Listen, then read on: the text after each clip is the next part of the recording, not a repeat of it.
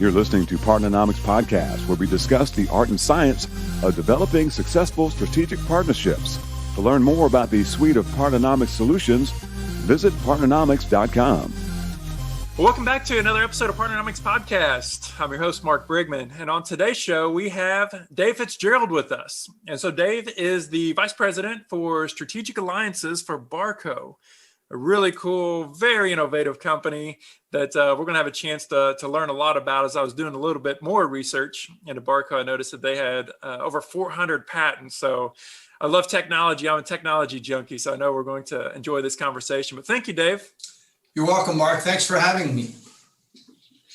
So, Dave, I would love to just kind of start with, I'm fascinated and love to hear about people's story and how they've landed where they are now professionally. So if you don't mind, I'd love for you to just share, how did you kind of start into your career? What was the first role?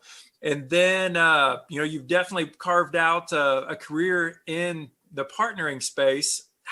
What caused you to land in this world of partnerships? Yeah, I think it may have started pretty early. I think my first job out of college was in the management training program at a large global electrical distributor a couple of decades ago. And I think that's really the beginning of the, sort of tipping I'm an economics, I have a BS in economics from the business school at the University of Dayton, and, was not a technology guy. The electrical industry and communications was certainly a step in that direction. And just the basic nature of a distribution model gives you exposure to a lot of different products, a lot of different product ranges. It also gives you exposure about how those products are used together and how they get bundled together by the people that actually integrate and deploy technology. So you sort of get a firsthand view of how things get integrated in the different components of technology. And as I moved through my career, it got a little bit more higher and higher tech. I worked for Tektronix for 10 years, and we developed the first distribution channel products for that company, and we rolled those out, and they were quite successful. They're still very successful today. I think they're still the largest selling products that Tektronix had ever made. They're oscilloscopes, and then moved into a little bit more on the defense and aeronautics and security side. Which was again another case where lots of things have to come together to provide solutions to support large aircraft and armament sort of platforms. And then part of the security piece worked in a security integration world in New York City, building systems for critical infrastructure. And again, all of the pieces that have to come together to be able to provide a secure infrastructure are absolutely critical. So all of those sorts of things brought me to Barco, and I joined Barco with their command center, in their command center business.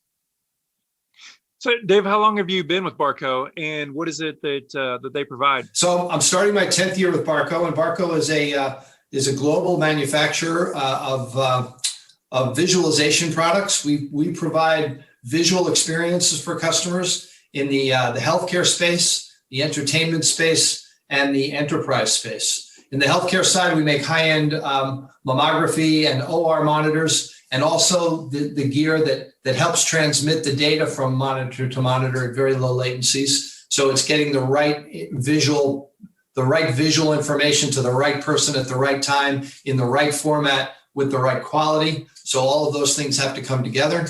The same thing in entertainment. You'll know us from entertainment. You'll see our projection systems and our LED systems around the world. You'll see the projectors at big museums, mapping images on buildings and, events like the Super Bowl and large conferences. And then on the enterprise side, that's where the command center team is, our command center team, which produces control rooms for the power industry. About 80% of the power in the U.S. is monitored on Barco walls, Barco visualization walls. and we make products for education, some distance learning products for education, and then the product that I'm mostly involved in now is ClickShare. And ClickShare has been a very successful product. We're coming up on 1 million rooms around the world that have the ClickShare product that enable sharing and now enable connecting to meeting rooms with the camera, speaker, mic, and being able to host video conferencing. So pretty broad range, but the common theme between all those is making sure we deliver the right visualization and the right experience for customers to be able to access information and display it where they need it and how they need it. So Dave, we were talking about ecosystems, and especially in the world that you are in, there's so many different players and components and technologies. I mean, that's just looking at the technology itself, but then even going beyond technology, we have to market it, sell it, distribute it. There's a big web out there. Talk to us a little bit about the ecosystem part that you are playing in now, and then even you created this team on behalf of Barco, if I'm not mistaken, to launch this new product. Tell us a little bit about that experience. Yeah, so the product originally started out as ClickShare, and it was a product that you plug a button into a laptop, you press the button, and you share to a screen. So that was wireless presentation. And that's done very well. As I mentioned, we have about close to 1 million rooms that have a ClickShare product in it to host collaboration and to host content sharing.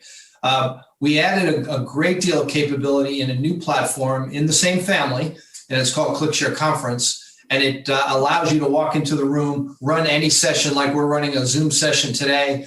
We could be running a team session or a Cisco a WebEx session, GoToMeeting, PEXIP, whatever it might be. Walk into the room with your device running on your device, and you share that content to the screen, but you're also connecting to the room. And I'm using it here on the call with you today, Mark, but you're actually connecting to the room. So you're wirelessly connecting to the camera, the speaker, the mic, and the display. So it adds video conferencing capability to any room. And with everybody coming back to work now, everybody's now a PhD in Zoom and Teams, right? They've been using it for 6 or 9 months, 8 or 9 months out at home and trying to figure it out. They come back and they're all experts at it. They'll be able to come back into the office, use the same user interface, and connect to the room and incorporate and include all those that still haven't come back to work yet. So it's going to be very important going forward. So ecosystems for us were very important because we make the ClickShare product and we don't make the screens. We don't make the camera, the speaker, or the mic. So it was important for us to make sure we had an overall solution. So my team and I have focused on building a partnership, a family of companies that have come together, understand the product, have signed up to test with us to make sure it's compatible as we come out with new software, and to make sure we promote it together. So there's a marketing element, there's a technical and engineering element, and there's a strategy element. As Dave, we talk about our strategies to grow different organizations or to grow our teams, to grow revenues. There's 3 ways we do this. Organic, we're going to build it ourselves. There's acquisition, we're going to get the checkbook out and buy our way to growth. Or the third way is through partnerships. Can you talk a little bit about, just from your strategy of continuing to help this product grow, how you guys have looked at the lens of growth through those different avenues? Yeah, so I'd say we have a hybrid at that as well. I mean, we talk about hybrid meetings. We have a hybrid approach to that. Of course, we have made acquisitions, a series of successful acquisitions at Barco. What I'm focused on is more the partnership part, of course. And I think it was a KPMG study, there's most CEOs feel that the fastest route to innovation is through partnerships and not through acquisition. Not that acquisitions are bad, but the fastest way and the broadest way is through partnerships, and that's what we've focused on. And we've been focused on some of the biggest the biggest and best names in the industry. On the display side with LG and ViewSonic and now Samsung, on the audio visual side, on the AV side with the cameras, speakers, and mics, with Logitech and Polycom, with Aver, with Yamaha, with some new companies, Hudley, and then some tried and true companies that have been in the business for a long time, like Shure. We have a very broad set of partners. And then the other piece I mentioned around that was that's sort of the core, but we also take a larger view. So if you think of that as the core, and then the valence electrons that are just outside that, there's other influences, there's other software, there's digital signage, there's things like furniture, for example, that has a big play for how people collaborate, how they work. It's where they live when they get to the office. So we find that working with the furniture companies has been a very important aspect as well. Yeah, whenever you take an ecosystem approach, you go pretty wide with it and really understand all of the different components that can affect or impact the customer's experience. Yeah. And I think that's obviously a really smart way to go. Yeah, and we do try to focus on customer experience in everything we do. Yeah. So talk to us, Dave, if you would, a little bit about, so we talk about the power that can come through cross-pollination. And whenever we are engaged in this partnering thing, we have an opportunity to work with and learn from other professionals, other industries that we find ourselves partnering with. But how throughout your career have you worked with or kind of cross-pollinated? You share these different examples and best practices and just kind of different ways to do things better. How has that made an impact on your career? Yeah, I think that's been core to any of the partnerships, and whether it's distribution partnerships or rep firm partnerships or sales team partnerships or now ecosystem partners, having those those deep discussions about how we're going to go to market, how they see the market, how we see the market, and both sides sort of learning and refining their pitch, so to speak, or refining their way to get to the market. So Dave, you've set up some different channel partner programs or different partnering programs in general throughout your career. I'd love to just pick your brain and have you provide some of your insights, some of your lessons learned, some of those recommendations on whenever you're asked to stand up a new partnering program, what are some of those first steps that we got to make sure that we nail as business leaders? So I think when you start the process, of course, you survey the market and find out what's important to your customers, what's important to the strategy you have around the product, and what's the path in between. And you pretty quickly can come up with, you look at market share leaders in different sectors. Those would be clear. There's going to be some that are going to be more competitive than others, and you may have to not focus as much there. Although there's lots of opportunity to try to find common ground, even with people where you have some overlap in different products, but where you have synergy, you focus on that, and you're just just be very forthright about, hey, I know we compete over here on this, but here's a space where we don't really have a conflict, and we should see how we can help each other. And in some cases, it doesn't work out. In some cases, it works out just fine. One of the exercises that we go through that's been very very valuable, we go through what we call a needs versus contribution matrix. So just like any good consultant would have, if you don't have a good 4-box matrix, you're not worth your salt. But the needs versus contribution exercise is interesting. You take a look at the needs that each of the companies have. More exposure in one sector of the market, more capability in one part of the solution, and you sort of size that up for both companies, and then you look at the contribution, where what strengths do you bring? You might be strong in one market, they might be strong in another market. You may have a distribution channel that focuses on IT, and they have one that focuses on AV and unified communications. And if you cross-pollinate those two, you can expand both of your market reaches. So we go through that exercise, and it's quite helpful. The other thing we do is we go through a sort of a messaging palette, and And it's really a brainstorming session. We make sure we bring all the elements together, make sure we understand each other's branding guidelines, make sure we understand each other's products and what the key functionality in the market and the differentiators that each of those products have. Bring that all into one, we just bring it into one big presentation, so to speak. We all share, and then we go back through it. And then at the end of the day, we come out with some common messaging. So how are we going to present this product to the market? What are the things we're going to focus on and stress with customers?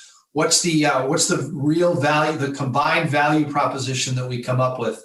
And marketing campaigns will spin out from that. Sales enablement tools will spin out from that.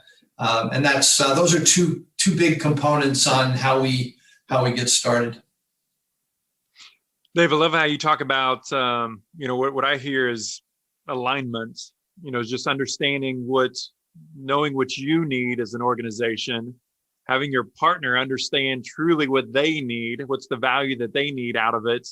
And any great partnership, you have the mix, right? You have the ability, you have the synergies, and you have the overlap. We talk about having your partner's strategy, the avenue that they're going to be on, the road they're going to be on, that path. You have to have intersection with that. Mm-hmm. And having those conversations up front to overtly, explicitly have those conversations up front, kind of this dating phase, to really understand what are those mutual areas of interest and need that we have, and then getting the commitment from each other to get that value out of the relationship. It boggles my mind how many times different organizations jump into partnerships and they don't really uncover, they don't go through the exercise that you just described to really get clear on what success looks like. Yeah, and we want to put enough structure into it that we have a program. We've just rolled out a new program with quite a bit of structure around it, and we're trying to automate some workflows to make sure that things can happen more easily on both sides, right? So that it's a lighter lift for both sides. But it's also important to be flexible. We've got to be agile as market conditions change. We may need to pivot and say, okay, well, we're not going to focus on that product as much anymore. We need to focus on this other product that you have. So let's take a look at that. How do we run with that? So being flexible in the partnership is important, as well as sort of the structure that you need to have around it. So Dave, talk to us a little bit about the perpetual management of relationships. So we kick this partnership off. Hopefully we've set some sort of explicit goals or milestones or intended outcomes for that. And then we have some metrics, some data, some KPIs that let us know if we're on track for that. We've got our little scoreboard. And then we also have our ongoing meetings where we're staying connected and having those conversations. Talk to us about what you see as kind of best practices for doing that, or maybe even looking through the lens of a truly strategic partnership, as opposed to maybe a more transactional partnership where communications or constant communications might not be as critical. Yeah, so we have a regular cadence with many of our partners. Especially the ones that have bigger market share. We want to make sure we get the most out of those relationships. I'd say that the cadence of, okay, we're going to have a recurring meeting every week at Wednesday at 9:00. That's okay, especially if you're in a sprint to get something done. But I think in that case, you have to also be flexible too. That it shouldn't be so regimented that you just have regimented meeting after regimented meeting. So there's times for that. There are times for business review meetings, either semi-annual or quarterly business review meetings. Those are important. Some of the new tools, and we're starting to look at more tools on how do we incorporate this into our CRM platform. Many people are far ahead of us on that. We just haven't initiated those yet. But it's very clear that those kinds of platforms are useful for any of this kind of this kind of relationship. It's actually, it's critical on the distribution side because there's a lot more operational things happening. There's, daily business flow and orders and, distribution orders and point of sale and all those sorts of things that have to get reported back. So that has a real operational need. It can't function without them. With the Alliance program, as we build it, we've been able to do it without it, but I can see clearly that we'll need more structure in how the program is managed going forward. It just gets too big to manage manually. Yeah, David, how many partners, or how big or how expansive is the relationships that you have now? Because it seems like, some of your partners are coming at it from different angles. I would imagine you talked about some technology partnerships that you have, but then also on the sales front of how you'd have opportunities to get into new markets and to take advantage of some of those relationships. This ecosystem area. Let's peel the onion a little bit on the ecosystem and just kind of talk about the different components that you're in with this product. Yeah, when we started the program, a little over a year ago, we for this particular product as it was rolling out, we felt like we needed to have at least 12 partners that were 12 core partners, people that were we looked at the market. We've actually been very successful. We have over 30 partners now. But some of those are core, some are smaller players, some are in that outer, in the outer rings of influence, some things that are ancillary to the core product.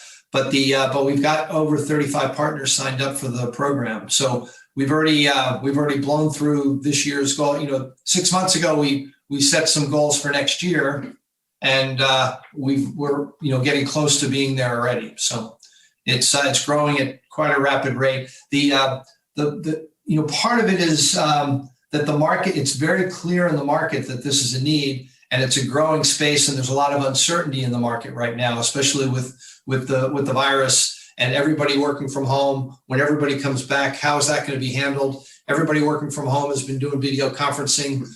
We've just gone through the biggest experiment in history with human behavior on how productive can we be, not in an office. And I think we've proven that not only can we do it, but that it's actually a better way to having a mix of this hybrid mix is really a better way to accomplish things.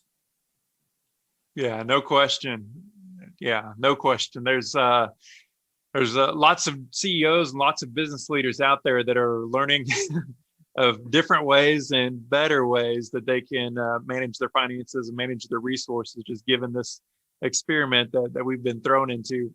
Dave, what are some of as you look forward within your organization and in your team, the product suite that you have, the solutions that you provide, what are some of the greatest opportunities that you see over the next 6 to 12, 18, 24 months for your team and your organization? So I think the clear opportunity for our organization is, we have meeting rooms that are all going to need to have some element of a hybrid solution of being able to have the meeting in the office and incorporate a lot more people that are outside of the office than they had been used to.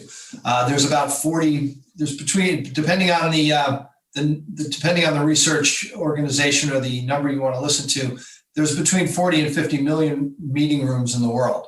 That really, if you're going to have a meeting, you're going to need to incorporate an element of this hybrid element of people that are not going to be there physically. And so over the next 2 or 3 years, that's really going to be our focus: is how do we address that space? Do we address the work from home space as well? That's still to be determined, but our focus is clearly on the meeting room and on the ad hoc spaces. It's an interesting trend that we're seeing that it actually started before COVID, but about 40% of companies are looking at non-traditional meeting room spaces to have collaborative events. So they're looking to use the town square in the office space for a meeting. They're looking to use the cafeteria. They already have some displays in there. How can we use that for a larger meeting when we can't get everybody into the boardroom? The boardroom used to hold 15 people. Now it can hold 5, right? So where do we have that collaboration session? So I think it's those kinds of things, not only the meeting room, but other spaces where people need to collaborate. So David, obviously you've been really successful, and it sounds like you really enjoy your role being in the partnership team and leading your guys' functions there. What is it about partnering that caused you to stay?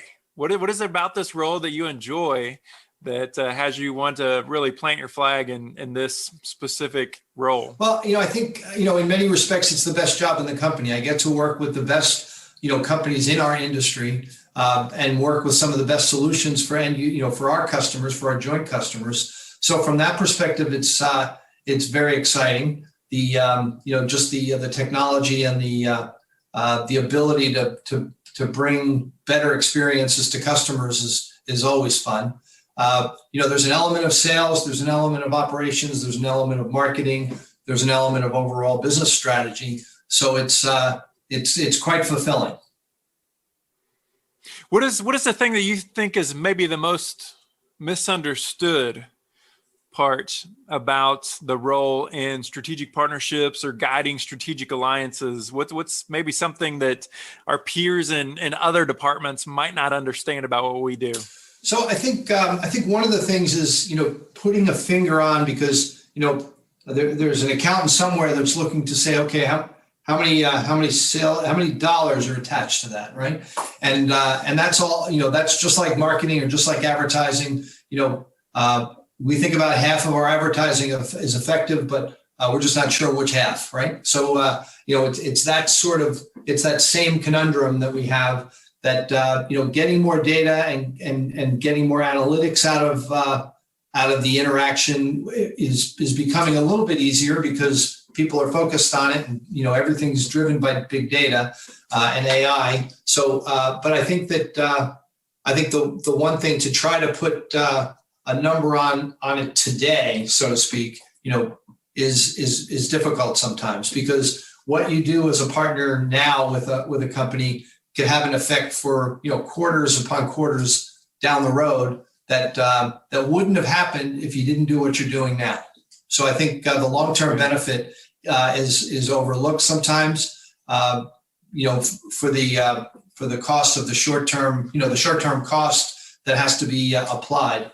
And it seems that a lot of this in the partnering role, it's the long-term game. It's the long-term tool. It seems like in sales, right? We have that monthly quota that we're working against. And in marketing, we have this strategy, but it's about getting certain messages out into the market within certain periods of time. But in partnering, a lot of times we're trying to weave together a web, and we're dependent on these different actors and players that are going to take part in this web. Sometimes it's an ecosystem, a word that we've used a lot. So there's a lot more of interdependencies, and it seems that a lot of times people don't understand the difference between kind of that more typical transactional nature of running a business, and then really going up into the clouds and doing that strategic piece that involves a lot of different interactions. And to your point, sometimes we have to make pivots. Sometimes new opportunities open up that we need to reposition for to take advantage of that. It's not always a straight line in the world of strategic partnerships. Yeah, we can turn on a dime. If we need to, if somebody says, "Hey, we're coming out with a new product," we can take a look at it and align pretty quickly, and then march off to try to leverage or take advantage of that new initiative that one of the partners has, and they can do the same with us, and we just start ratcheting our market shares up together.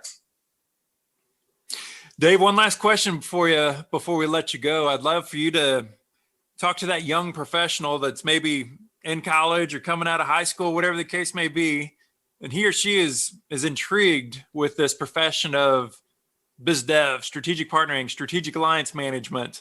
What kind of advice would you give to him or her of things that they could do to position themselves to be in this role and be effective in this role in their career? So I think a sales background is great. I think getting a sales background for a couple of years is really important in all of this. Finding a role in a marketing organization that covers multiple products, like a distributor or like a reseller, one of the a direct marketing reseller. Those kinds of roles give you exposure to lots of different companies, and I think that those would be two areas that would be a good jumping off point for being involved in business development and alliances. I'd also say that especially now, understand as many platforms that you can around analytics and data capture, data collection, data visualization. All of those sorts of technologies are becoming more and more important. I would have a real focus there. That's a differentiator. That would be a differentiator for you.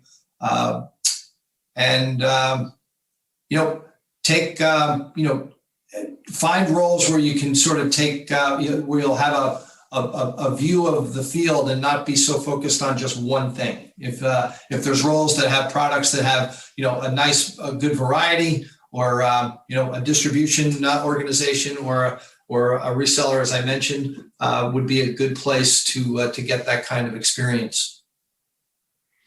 I've heard lots of people talk about the partnering role as almost like a general manager, like a mini CEO, just because we kind of have our fingers in a lot of different pots.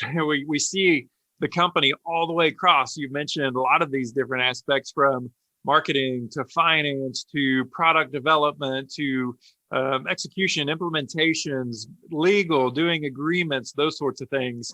It's a very vast role. And I think that's awesome advice, to just try to understand how business works first, and understanding that, because I think that will really help position somebody for success. Yeah. And then, understanding those, the basic components, operations, sales, marketing, analytics, and reporting, and then being able to sort of cut that across multiple partners. With 38 partners, you can imagine, we've 35 partners that we've had those kind of discussions with, with the sales leads, product leads, marketing leads, and executive management at most of those places. So having a sound base in those main categories is really important. Definitely. Dave, thank you very much for your time, sir. Thanks for sharing your insights. I greatly appreciate it. It'll be fun to watch you continue to do your thing over there at Barco. It'll be fun to watch you continue to push this product out across the world. Hey, Mark, thanks so much. Appreciate the opportunity to talk with your audience. Partnernomics Podcast is brought to you by Partnernomics. Learn how to leverage the power of partnership. To listen to more episodes of Partnernomics Podcast, visit partnernomics.com.